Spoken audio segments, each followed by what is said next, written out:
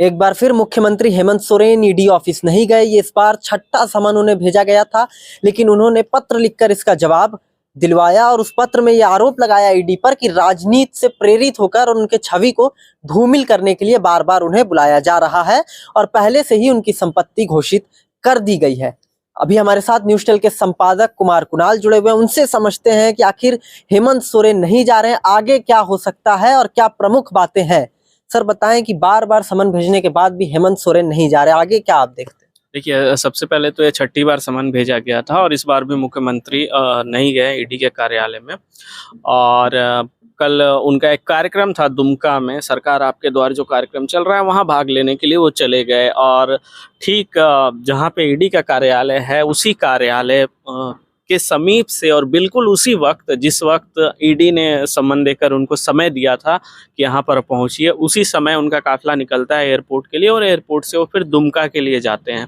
तो ये कल जो दिन भर की घटना है ये घटी, यानी कि मुख्यमंत्री ईडी के समन के लिए नहीं जाते हैं, उनके जांच में सहयोग नहीं देते हैं और पहुंच जाते हैं अपने सरकारी जो कार्यक्रम है उसको लेकर के दुमका चले जाते हैं। और इसके बाद जो सारा घटनाक्रम होता है वो घटनाक्रम कुछ ऐसा होता है कि जब ये प्रक्रिया चल रही थी उसके बाद मुख्यमंत्री ने अपना एक प्रतिनिधि भेजा और प्रतिनिधि के माध्यम से ईडी कार्यालय में एक लिखित जो तरीका होता है कि एक लिखित तौर पे भेजा और उसमें वो कहा है कि ईडी को कहा है कि सबसे पहले तो आप स्पष्ट करिए कि आप मुझे आरोपी की तरह समन भेज रहे हैं या जांच में सहयोग चाहते हैं इसके लिए समन भेज रहे हैं। ये अस्पष्टता की कमी उनको लग रही है, वो समझ नहीं पा रहे हैं कि उन्हें आरोपी बनाया गया है इस पूरे जमीन से जुड़े जो मामले में जिनमें उनका नाम आ रहा है, या फिर उनको जांच में सहयोग के लिए बुलाया जा रहा है।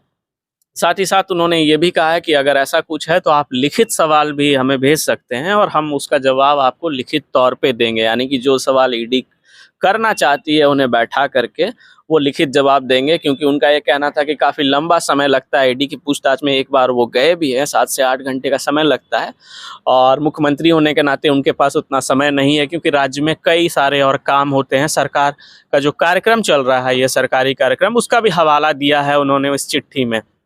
तो कहीं ना कहीं मुख्यमंत्री ने ये जवाब दिया है ईडी को, और या फिर उन्होंने कहा है कि या फिर बयान की रिकॉर्डिंग करके भी मुझे आप अलग अलग तरह की चीज़ें पूरे मामले में आए हैं। हालांकि जब ईडी पूछताछ करती है तो ईडी एक वीडियो रिकॉर्डिंग करती है, कई तरह की चीज़ें होती हैं, सवाल होता है, क्रॉस क्वेश्चनिंग होती है। जब आप लिखित सवाल, जैसा कि हेमंत सोरेन चाह रहे हैं कि लिखित सवाल दीजिए हम उसका जवाब देंगे, तो बहुत बार क्या होता है कि इन तरह के मामलों में जब आमने सामने बैठा कर कोई जांच में सहयोग के लिए कोई व्यक्ति को बैठाया जाता है या आरोपी को बैठाया जाता है तो बहुत से ऐसे सवाल निकलते हैं, क्रॉस क्वेश्चन जिसे कहते हैं हम लोग, और वो वहीं पर निकल सकते हैं, उनका जवाब भी सामने बैठे व्यक्ति को देना पड़ता है। लेकिन जब आप लिखित प्रक्रिया में जाते हैं तो इस तरह की चीज़ें संभव नहीं है और प्रक्रिया लंबी हो जाती है। आपने सवाल पूछा, हमने जवाब दिया, फिर सवाल आया, जवाब आया, तो ये प्रक्रिया चलती रहेगी। तो इसको लेकर के अभी तक तो स्थिति ये है कि हेमंत सोरेन नहीं पहुँचे हैं वहाँ पे और उसके बाद वो दुमका चले गए। तो अब आगे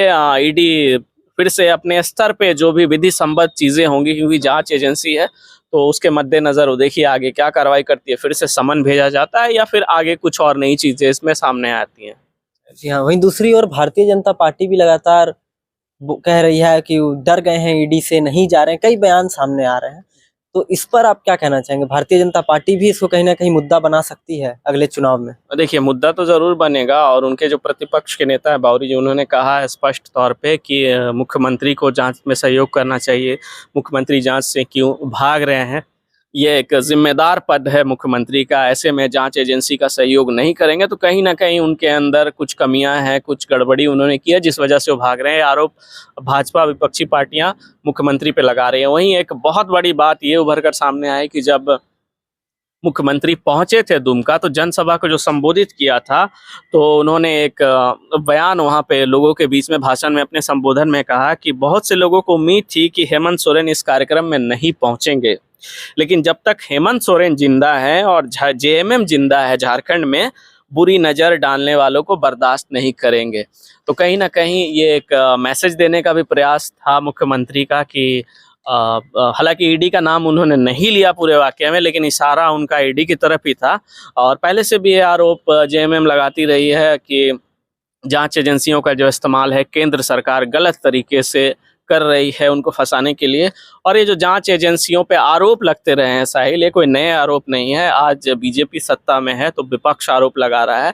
एक समय ऐसा था जब बीजेपी सत्ता से बाहर थी और कांग्रेस का शासन था उस समय, तो ये आरोप कांग्रेस पे लगते रहते थे और बीजेपी आरोप लगाते रहती थी। तो जब भी विपक्ष के सामने इस तरह की चीज़ें होती हैं तो जांच एजेंसियों के हवाले से आरोप लगाया जाता है कि जांच एजेंसियों का सरकार इस्तेमाल गलत तरीके से करती है और विपक्ष को कमज़ोर करने के प्रयास से किया जाता है। तो ये सारी चीज़ें जो खेल है ये अभी निरंतर चल रहा है साहिल। जी हाँ, तो ये अभी खेल निरंतर चलते रहेगा। खबर यही है कि हेमंत सोरेन इस बार फिर ईडी कार्यालय नहीं गए और उन्होंने एक बड़ी बात कही कि आने वाले समय में जो चाह रहे थे कि हेमंत सोरेन नहीं पहुंचेंगे, वो पहुंचकर उन्होंने एक तरह से अपने मन से जवाब भी दिया सरकारी कार्यक्रम के दौरान। हमने आज बातचीत कर उन तमाम पहलुओं को समझने की कोशिश की है कि आगे क्या होगा। हेमंत सोरेन छठी बार भी नहीं पहुंचे। आप भी अपनी कमेंट कर राय हमें बता सकते हैं। सही तमाम खबरों के लिए जुड़े रहे हमारे साथ। न्यूज़ टेल के लिए कुमार कुणाल, साहिल अस्थाना, जमशेदपुर। बेहतरीन खेतों से आती है लक्ष्मी रसोई का प्रीमियम क्वालिटी हल्दी पाउडर, जो है हल्दी के गुणों से परिपूर्ण और जो रखे आपकी सेहत का ख्याल, हर डिश की रंगत और उसकी स्वाद बढ़ाए। लक्ष्मी रसोई का प्रीमियम क्वालिटी हल्दी पाउडर आज ही घर ले आइए।